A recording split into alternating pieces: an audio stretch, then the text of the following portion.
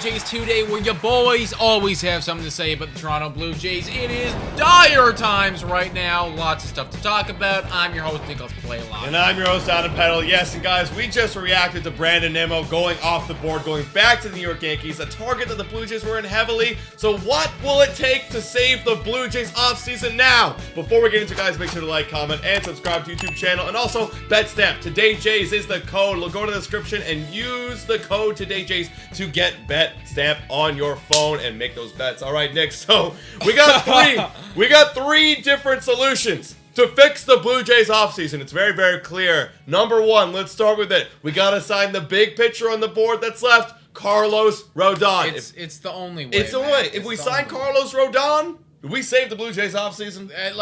I guess. Minorly. I'd say minorly. I guess. You know, guys, it's the thing is, right, like, we were sold a bill of goods.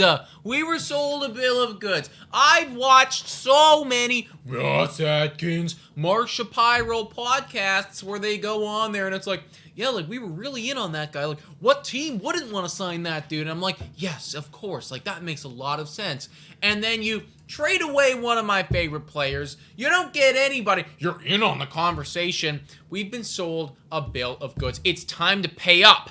And you can pay up with a Carlos Rodon. Yeah, it seems like they're going to pay up a lot because the market is multiple years. We saw Xander Bogaerts, Nimmo with 8 years, Xander Bogaerts with 11. All these pitchers are getting, or all these players are getting incredible length contracts, and it just feels like that we need to get a few more years onto a Carlos Rodon, and they got to be willing to do it, man. They got to be willing to do it, and they got to be willing to pay the big bucks. Okay, but that's the thing, though, and I have to ask you, like, do you think after what we've seen so far, we're apparently in on Justin Verlander, we're apparently in on Brandon Nimmo, we're, like, looking, who else were we in on? Multiple, like, Tyone, we were looking at Tyone, we were looking at Bellinger, I forgot about Bellinger, right? Are we even willing to do something at this point? Well, you have to. If you want to save your offseason, if that's what the market is right now, if they're not willing to do that, you're going to lose. It's either adapt or die. Yeah. You have to make the move. And signing Rodon, yeah, it's an upgrade. Kill or be killed. It's a great upgrade over Stripling. You replace Stripling, you get Rodon. It's quite a great. You get an ace. You get a good guy with Manoah and Gosman. However, you do lose a bit on the outfield value, but you're still adding in that bullpen piece you got for Eric Swanson. So for me, that is a W. That would definitely, yeah. If we get Carlos Rodon, that's the thing. If we get Carlos Rodon, I cannot be angry about this. I can't. And that's the thing. Yeah. Right now, I'm kind of fucking angry. I am angry. I'm a little bit pissed off, if I'm going to be completely honest. But that's one way to save it. Number two way to save this offseason, because it's looking bleak right now, we need to make the big trade. The big trade right now, the one that seems most likely, is with the Pittsburgh Pirates. It's for Bryan Reynolds. They need a good catcher. We've said we're willing to ship off one of our good catchers. Bryan Reynolds is an absolute stud. You could even make arguments that he's better than Teoscar Hernandez from his skill set. He is a very talented player with 3 years of control. If we were to go out and we were to trade for Bryan Reynolds and then something else. Yeah, give me something in free agency. We still need to get that mid-level rotation starter because we would still be losing. We do need pitching. Stripling. We're going to need pitching regardless of what happens. That's the requirement out of all these guys. We need pitching. That's an absolute, because if you go get like a Noah Syndergaard or a Nathan Eovaldi, that would be or even get Stripling back. Hey, get Stripling back, and then you make that trade for Bryan Reynolds. Yeah. You're upgrading, quote unquote, upgrading, the Teoscar Hernandez position, and you get that bullpen guy that you got in the trade. Because let's put it this way, right? Let's say that we do trade for Bryan Reynolds. Let's say we do re-sign Ross Stripling. And I'm not going to get into what we traded for Bryan Reynolds, but assuming that it's none of our like big major league guys, right? You bring in Bryan Reynolds, which fills in that Teoscar Hernandez role. You get Ross Stripling to fill in what he was doing, so you haven't lost in anything like that. And you still get some good bullpen pieces from the trade with Teoscar Hernandez. That's a W. So you actually improve a little bit. And I think that's where we're going at right here, guys. Like, if we don't do the stuff that we're suggesting right here, and we're going to get into number three, and number three is going to require a lot, but it could change the team a bunch. But if we don't do what we're suggesting that we do, we are going to be worse next season. Facts. We are going to be worse next season if we don't do this. Yeah, worse based on what they did last year, because guys could step up. We know that they can step up. Guys could step up, but looking at this team right now from where they're at on paper, opening day, they're going to be worse. You sign Rodon, or you trade for Bryan Reynolds and you sign a Noah Syndergaard or a Ross Stripling, you should be better, or at the very least, the same. That's number one. That's number two. Yeah. Number three way to save the offseason, and I want to clarify, everybody, they don't need to do all of these. They just need to do one of them. But the third possible way to save the offseason is you have to do a little bit of everything. Yeah. You have to go out. You got to give me Kodai Senga.